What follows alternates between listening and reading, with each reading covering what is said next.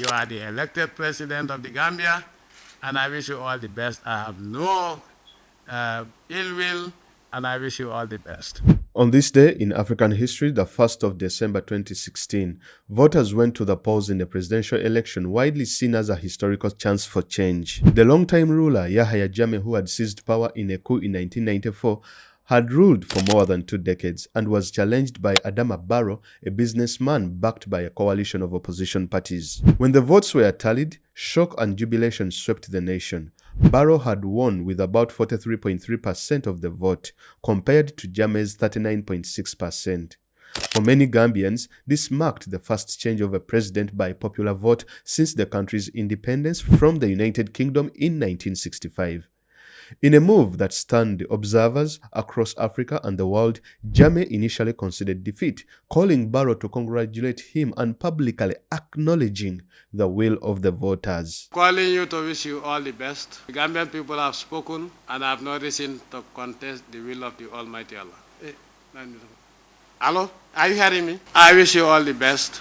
The country will be in your hands in January, and you are assured of my guidance on your transition. I don't mean selecting who becomes member of government, but you have to work with me as I pack to go to Kanilai, so that I hand over the state house to you.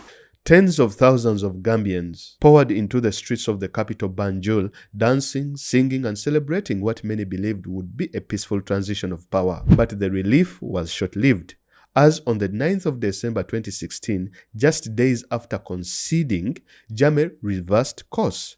He rejected the election result, citing alleged abnormalities, annulled the outcome, and demanded a fresh vote. He even filed a petition with the Supreme Court. The announcement plunged the Gambia into its worst political crisis in decades, forcing the citizens to flee and pushed the West African nation to the brink. Regional leaders and international bodies intervened under mounting diplomatic pressure. A coalition of West African states, that is the ECOWAS, prepared to use force. Facing potential military intervention and with Gambians increasingly defiant, Yahya Jammeh finally agreed to step down. On the 21st of January 2017, he left the Gambia to exile, ending his 22 years of his rule.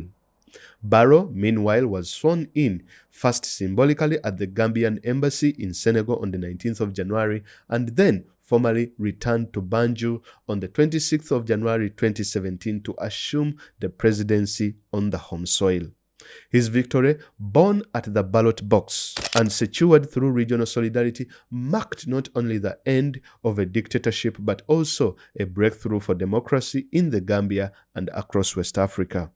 This election and its dramatic aftermath remains a powerful example. When citizens unite, when democratic institutions and regional alliances stand firm, even long-entrenched leaders can be challenged and peaceful transitions made possible. Next on this day in African history, the 2nd of December, Kenya under Daniel Arap Moi embraces multi-party system.